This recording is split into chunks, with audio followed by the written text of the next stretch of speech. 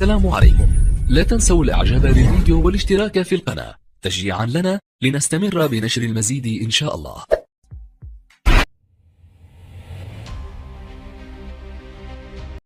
السلام عليكم ورحمة الله تعالى وبركاته. إخواني أخواتي، تحية لجميع المشتركات والمشتركين في قناة أخوكم دريس أنفو تيفي في بقاع العالم. مرحبا بجميع الإخوان والأخوات اللي انضموا للقناة واللي باقي مشترك في القناة. كنتمنى يضغط على الزر الأحمر الموجود بالأسفل وزر الجرس حتى يصلكم أي جديد. إخواني أخواتي، في هذا الفيديو هذا غنتحدثوا على النجمين المغربيين سعد المجرد وأشرف حكيمي.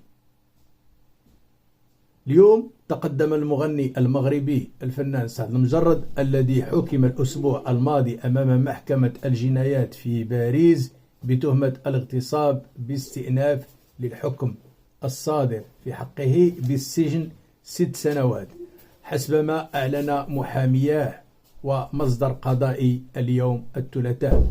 وقال محامي المغني سعد المجرد لوكالة فرانس بريس نظرا إلى تأكيده على البراءة استأنف سعد المجرد اليوم الثلاثاء الحكم. وفي الحكم الصادر الجمعة أبدت محكمة الجنايات في باريس قناعتها بحصول واقعة الاغتصاب التي وصفتها المدعية لورا في الدعوى التي رفعتها بطريقة ثابتة ودقيقة.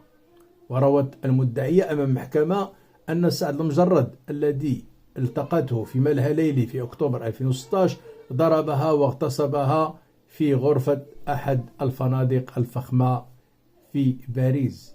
وقد أودع سعد المجرد السجن مباشرة بعد صدور الحكم بموجب أمر بالحبس. يعني هنا ما عطاوش الفرصة ديال ديك المدة اللي قالوا ديال 10 أيام اللي من حقه أنه يستأنف، فتم صدور حكم بأن يسجن في نفس اليوم.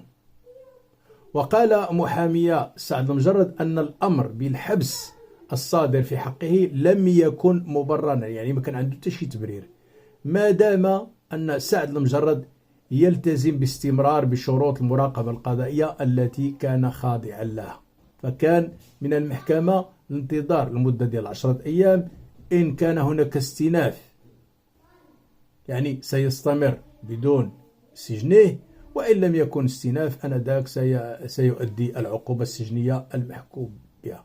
لكن كما يعني هناك ترقب لهذا الحدث، وأن الموضوع أدرج في هذا الوقت الذي فيه يعني واحد صراعات كبيرة بين فرنسا والمغرب،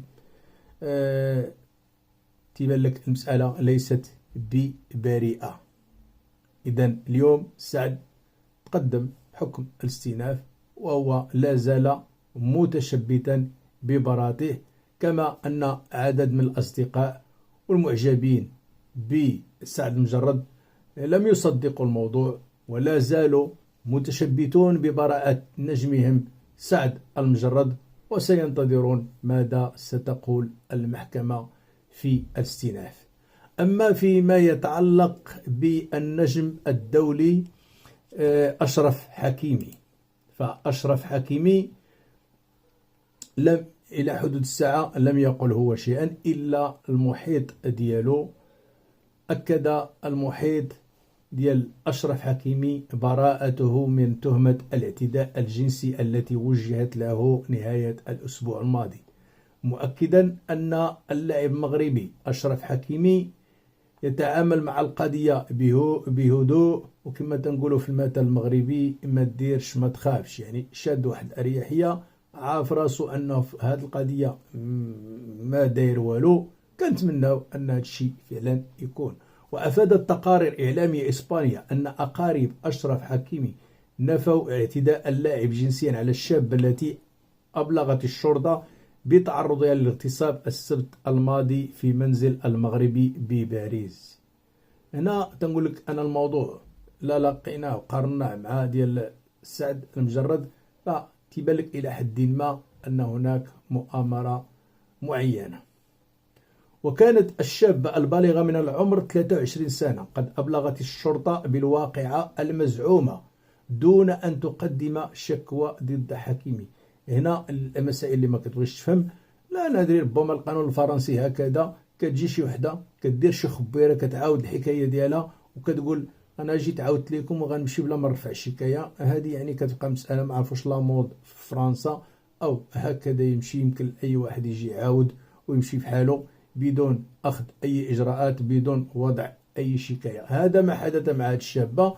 مشات انها ابلغت الشرطه بالواقعه المزعومه، ولكن دون أن تقدم شكوى ضد أشرف حكيمي.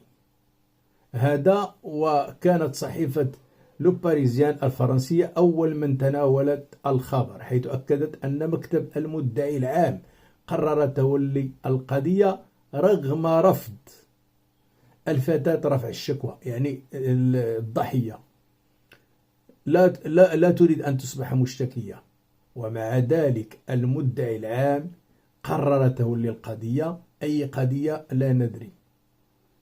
القضية أنه ربما سيستمع لأشرف حكيمي، وربما سيتم إرغام الفتاة للحضور للإدلاء بأقوالها في هذه الواقعة المزعومة، وأنه ستتم دراسة الملف حسب أقوال المشتكية من طرف المحققين. يعني هما غياخدوا هاد الأقاويل ديال ديك السيدة اللي مشات عند البوليس وتكلمت عليهم أنها تعرضت وحدث لها ما حدث،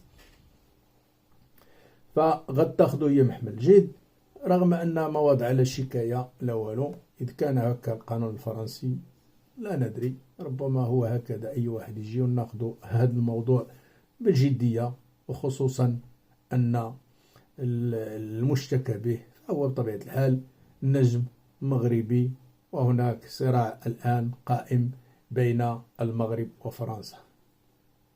وهناك يعني خبر آخر الذي خرج، يعني باش تعرفوا أن الهجوم ديال البرلمان ديال الاتحاد الأوروبي ضد المغرب وضد قطر ليس بريئا إلى حد ما. وخرج يعني واحد الموضوع آخر، وهو ديال خليفي رئيس ديال باريس سان جيرمان يتحدث أنه اختطف شخصا يقال أنه جزائري لمدة 6 أشهر، سجنوه اختفوا لأن ربما عرف شي وثائق سرية أو شيء من هذا القبيل. فالآن يعني أن الحملة المسعورة ربما ستكون ضد المغرب وقطر، ونعرف من الدولة التي كانت عندها إشكالية ولا زالت مع المغرب وقطر، رغم التبريرات الواهية لماكرون بالأمس عند خطابه بأن سيحاول وتغيير المنهجية ديالو مع الدول الإفريقية، بأنها ستكون رابح رابح، وأنها ستكون شراكة وليس كما كان من قبل. كنتمنى أن هذه القضية ديال سعد في الاستئناف نسمعوا إن شاء الله أخبار خير، وكنتمنى أن أشرف حكيمي النجم الدولي المغربي ولاعب باريس سان جيرمان أن يكون هذا مجرد يعني افتراء، ومجرد نتمناه تقولك ما ديرش ما تخافش. كنتمنى أنه ما يكون عنده حتى شي تدخل في هذه القضية ولا علاقة له بهذه الفتاة، لأن كفانا أن هاد النجوم ديالنا يكونوا بنفس التهمة، وهي تهمة الاغتصاب. إخواني أخواتي، ما تنسوناش من التعليق ديالكم في الموضوع، البصمات ديالكم باش يطلع الفيديو، والبارطاج إن أمكن. تحياتي للجميع.